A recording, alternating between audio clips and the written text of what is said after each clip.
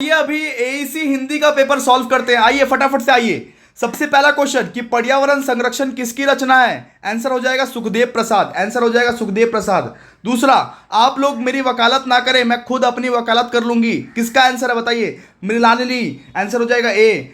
फिर संस्कृत है क्या निबंध के रचनाकार का नाम बताइए। आंसर हो जाएगा रामधारी सिंह दिनकर। रामधारी सिंह दिनकर। इसके बाद भोला राम की जीभ किसकी रचना है? भोला राम की जीभ हरिशंकर परसाई की रचना है। चिपकू आंदोलन क्या है? चिपकू आंदोलन वृक्षों को बचाने का अभियान। ठीक है। सिक्स का यहाँ पे कि त्रिशंकु कहानी के रचनाकार कौन है? त्रिशंकु कहानी के रचनाकार है मन्नू भंडारी। मन्नू भंडारी। ठीक है। फिर 7, सिलिया कहानी किस सामाजिक विषय पर केंद्रित है? पर्यावरण संरक्षण, जातिवाद और सामाजिक भेदभाव हो जाएगा इसका आंसर। जातिवाद और सामाजिक भेदभाव। इसके बाद 8, अंडे के छिलके एकाकी के शीर्षक अंडे के छिलके का प्रतीक क्या है? इसका हो जाएगा संबंधों की नाजुकता का। संबंधों की नाजुकता का मोस्ट एप्रोप्रिएट आंसर यही है। मंत्र कहानी में कैलाश ने सांपों को पालने की विद्या किससे सीखी थी? बूढ़े सपेड़े से। आंसर हो जाएगा बूढ़े सपेड़े से। ठीक है। फिर वृक्ष मानव के नाम से कौन प्रसिद्ध है? वृक्ष मानव के नाम से कौन? तो यहां आंसर हो जाएगा रिचार्ड सेट। ठीक है। सी हो जाएगा इसका आंसर, सी। फिर ये 12, सिलिया कहानी किसकी रचना है? सिलिया कहानी रचना है सुशीला टकबोड़े। सुशीला टकबोड़े।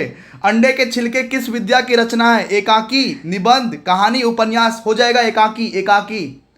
ठीक है। फिर भोला राम का जीभ हमारे समाज की किस समस्या की तरफ इशारा करती है? भ्रष्टाचार। इसका आंसर हो जाएगा डी।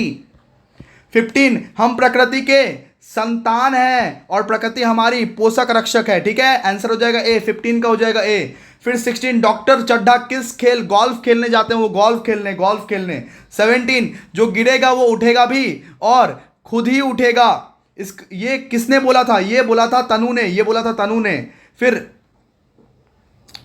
फिर विश्व, अच्छा 18 का आप लोग बताइए आंसर। ठीक है।